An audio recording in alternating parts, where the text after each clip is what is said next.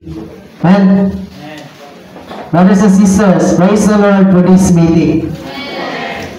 Because the Lord has purpose on us. According to the title of the message, ano siya? God calling and the consecration of the young people. We know, brothers and sisters, I have a question. Kanang nakoy pangatana ba? Anong naman ta diri? Anong naman ta diri nga meeting? It is because gipugos ta sa atong ginikanan. It is because kay kaning nagpakaunpuan lang ta diri. Brothers and sisters, nata diri nga meeting because we are called. Hallelujah! Kaning narita diri nga meeting kay mga tinawag rita mga igsoon. Then kaning pagtawag, the Lord need a response. Then how we can respond this call? Kaning usaha na to nga maka-response na ning pagtawag. We need to consecrate ourselves to the Lord. Praise the Lord! Mao di ay doon na pagtawag kanang mali nga doon na nanawag og mga batan-on ang atong Ginoo kay ngano doon na dahil siya ituyo kanina to mga igsoon masayod yung pagtata nga ang Ginoo nanginanglan og mga batan-on karon nga panahon sama sa gingon sa brother ganiya alang gyud nga muliso niini nga panahon. So, kinahanglan na masayod niini nga pinadayag. Kay ngano? Alang gyud nga matag usa ka nato gamit sa mga kamot diha sa atong Ginoo. Diba? Diba? Kung wala pa tuyo ang Ginoo ngani nato, wala. That's why vanity. Tawag. Praise the Lord. Kita nga mga tao, kita nga batanon nga naa nga nga meeting, masayod ka nga dunay tuyo ang Ginoo nga nila to. So, praise the Lord. Hallelujah. Diba? Naa pa nga meeting kay tungod mga tinawag ta. Praise the Lord. Now, sisters, how about nga malindog ta? Tintugan ta sisters. Tintugan. Well, brothers also. Well, brothers. At mga ang inyong mga katapat. Kapod, na. At mga. Then, inyong katapat na you are here because you are called. Praise it. One more time.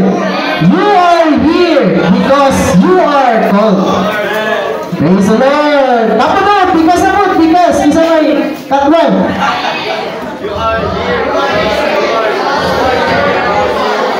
Amen. Amen. Praise the Lord. Kaya tanong kong buwan. You are just not here because you are called. You are here because the Lord needs the response of that call. Mga igsoon, the way nita nga mo response sa ini nga calling, we need to consecrate. Ihalag nato atong magalingon nga nasa atong Ginoo. Mana nga, unya kay, sa last message, giemphasize sa atong brother, nga our consecration, madaan man diyan. Madaan na yung atong consecration. So, we need to renew our consecration to the Lord. Because we are old. Nakalimutan mga igsoon. Nga, nahala din nato atong kagalingon nahala din nato atong kagalingon nga sa Ginoo.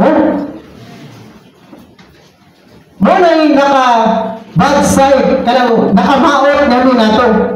Kay, usay ba? Tungod sa ato ang environment, mahintay nato nga dula kay Diyos sa atong sulod. Tungod sa ato ang classmates, mahintay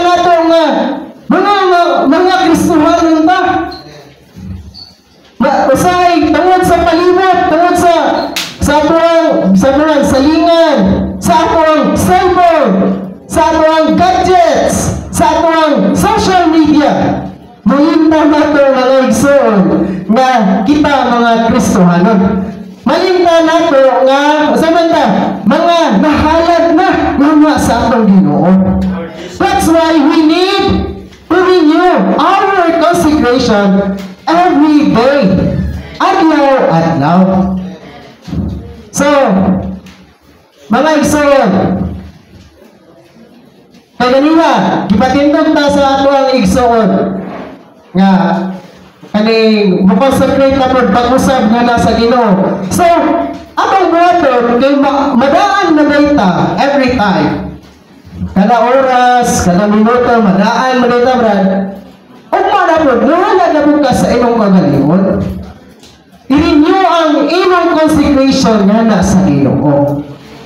That's why we need to flee youthful lust and pursue righteousness, faith, love, peace with those who call on the name of the Lord out of a pure heart.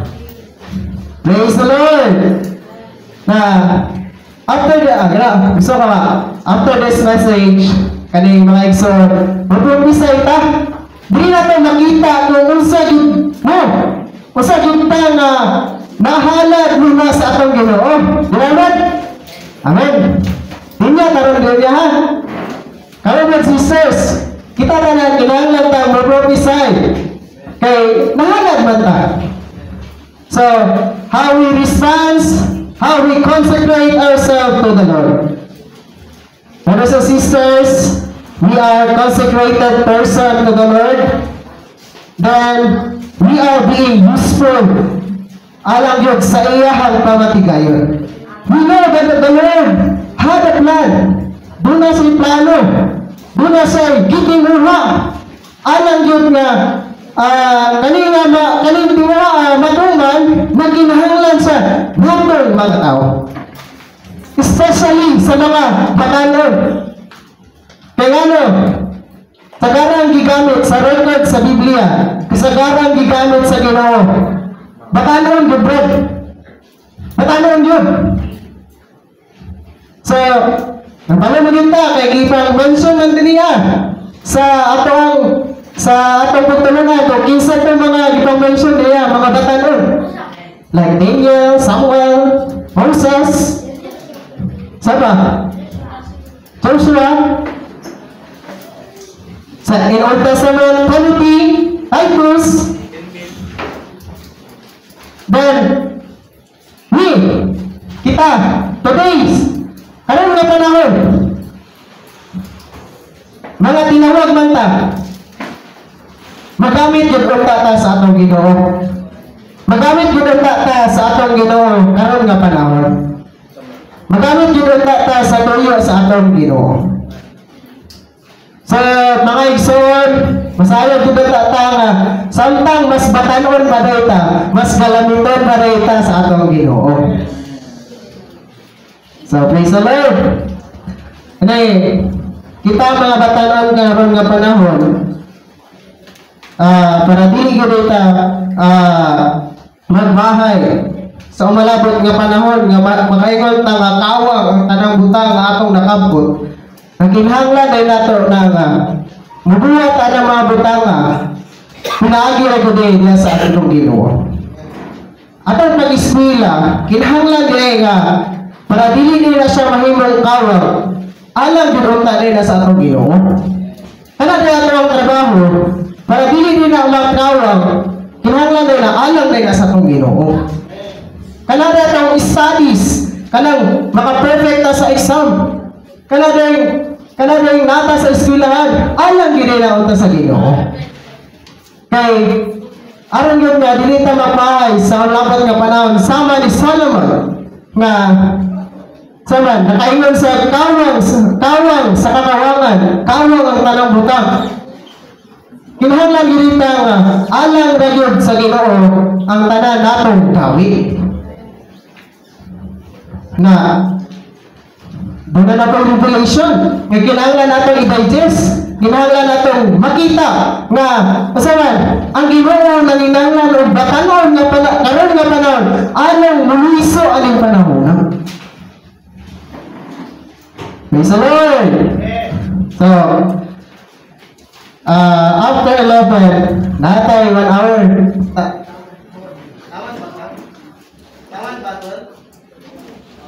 Then, natay 1 hour, iikot yun nato nga 1 hour. Kita tanan maka-prophesying yun. One by one. Then, pag-usa ka nato, di nato masukat ba nga, kitang tanan nga mga hinala dito sa ato ang Ginoo. The purpose of this meeting, alam yun nga makita nato, nga doon na paghintay ko ba, nga pagkakita diya sa Ginoo, nga nanginahanglan na ang Ginoo, huni nato mga batanon.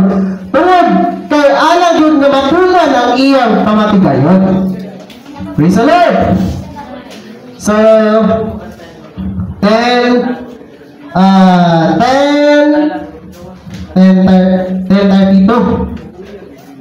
Praise the Lord mga igsoon, nga matagusan ka nato, hinahanglan yung data, makakita sa kapanginahanglan sa Ginoo karon nga panahon.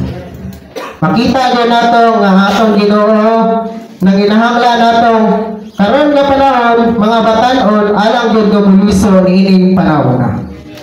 So, doon ay question din niya. Asya, even though, so, nakita man nato, nag-consecrate na. Even though, we have a heart to consecrate, kanang doon natin kasing-kasing nga ihalad ang atong kagalingon diha sa Ginoo. Why? It is easy. Ganun sayon naman kaayo. Ngani nato nga mahimo tang bugnaw ug ma-backslide. So, ang bunay answer ay siya.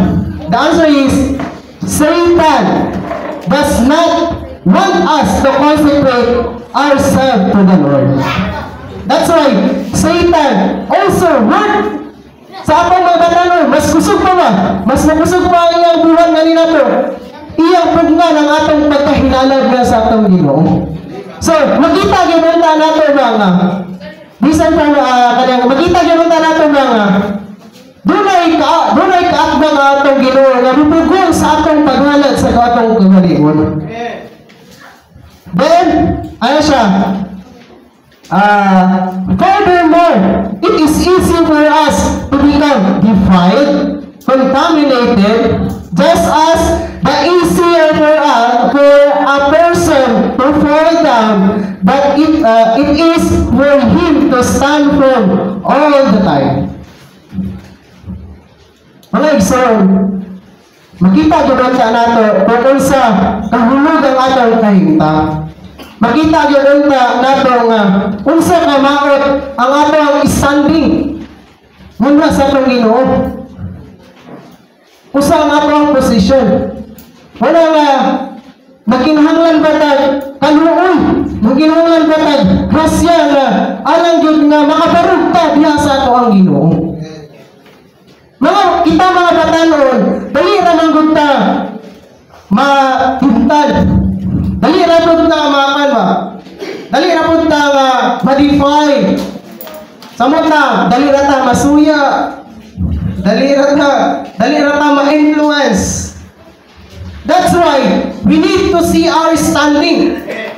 Kung unsa ta kahulog, dali ra ta malimbungan, dali ra ta maokupahan sa tanang butang. Because Satan did not, dili gusto ba nga mahalad ang ato ang kagalingon diha sa ato ang Ginoo. Samtang nga doon na pa yung panahon, samtang pa wala pa, di ba ang Ginoo, kanunay paghihapon sa nga magpugong nga, usaman, magpugong sa ato ang consecration. That's why we need to see, mga igsoon, we need to see, makita gyud ta nato nga kita ang mga magtotoo ni Kristo. Usaman, unsa ka hulog ang atong kahimtang. So, that's why kung makita na ninyo, mangiligan mo sa inyong hanggan ba? Mangiligan mo sa inyong kahimtang. Makaingon gid mo mga dili gid unta ko angay. Apan salamat sa Ginoo nga bisan pa man nga dili ta angay nga siya nga tubangan. Gihuwatan niya ang angay alang sa iyang tulo, alang sa iyang pamatigayon. Man, more grace, more mercy, more grace sa unta nga mukam gani nato. Praise the Lord. Nang mga batanon karon nga panahon, kita mga batanon karon nga panahon yan. Kinahanglan gyud ta nga makita gyud unta nato kung unsa atong standing. Unsa atong kahimtang. Dali rata mailag, dali rata matintay.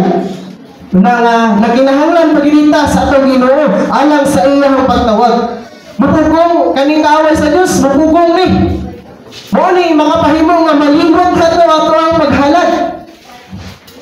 Then, ana siya, it is not easy for us to keep ourselves consecrated to the Lord, pure toward Him.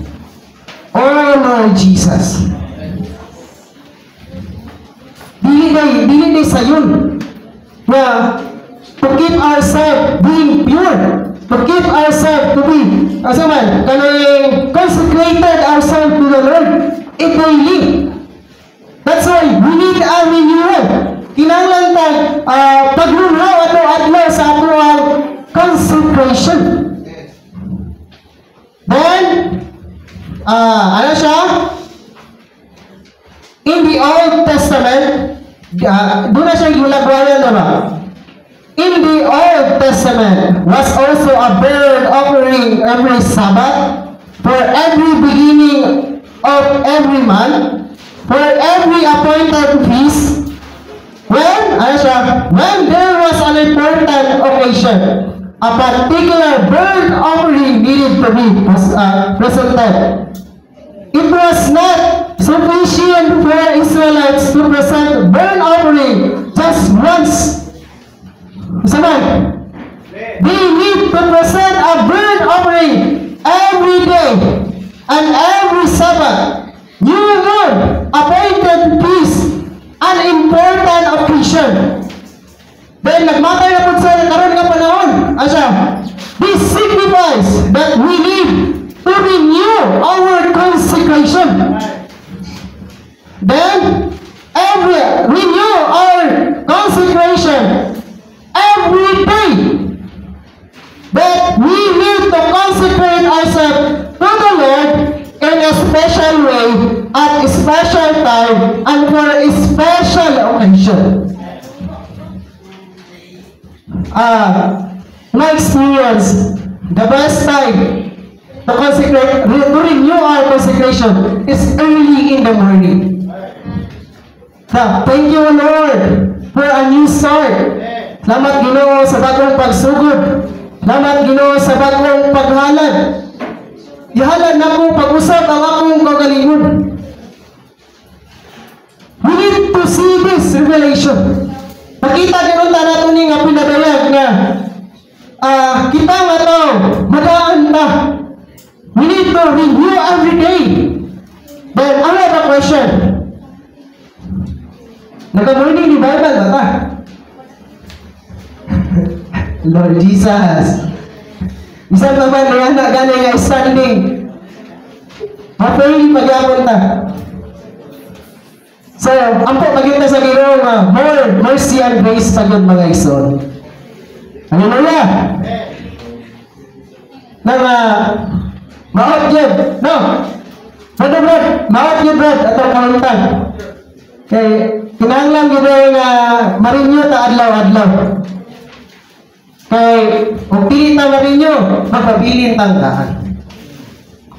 Dili na ta kahimutan sa atong Ginoo. Mawala ang atong kagamitan. Muna salamat sa Ginoo, bis ka gamit uban na. Naunsa na may Ginoo. Wala na may renew red. Wala na may iban. Wala may revival. Dili. Una nga matagusa ka na to, kinahanglan dili ta ma-revive adlaw-adlaw. Brothers, yan ang aside. What? Narinyo adlaw-adlaw, right? Sugod ugma, magparinyo na kita mga igsoon. Dili lang ugma. Bisan pa man unya. Bisan pa man unya inighuman og paniudto. Bisan pa man karon. Kinahanglan ta adlaw-adlaw nga mahalad ang ato ang kagalingon. We need to renew our consecration. Kay tungod sa ato ang hunod nga kahimtang nga mo'y mahimo og pagkadaan. So, salamat sa Ginoo nga dunay paagi ba nga salamat sa Ginoo nga dunay paagi ba nga marinyo ta. Dunay paagi ang Ginoo nga nila to nga marinyo ta kay ngano kung dunay paagi nga parinyo daan ta kanunay. Pero tungod sa atong Ginoo, tungod sa kaluoy ug paghigugma, tungod sa grasya sa atong Ginoo, marinyo ta. Makita gyud ta nato ni mga igsoon. Usa gyud ka bugat kini nga mensahe alang nato mga batanon nga matubag sa iyahang pagtawag. Dili gusto ang Ginoo og mga daan. Gusto sa Ginoo bagong mga igsoon. Amen. So kay 10:42 isa Lord. Gandam na sila sa ilang pagi. Amen. Lord Jesus. Amen. So, three young brothers, bring aside brothers, bring aside sisters maglinya. Amen. Amen. Amen. Para makita na to, usag yun, pagkahinalan.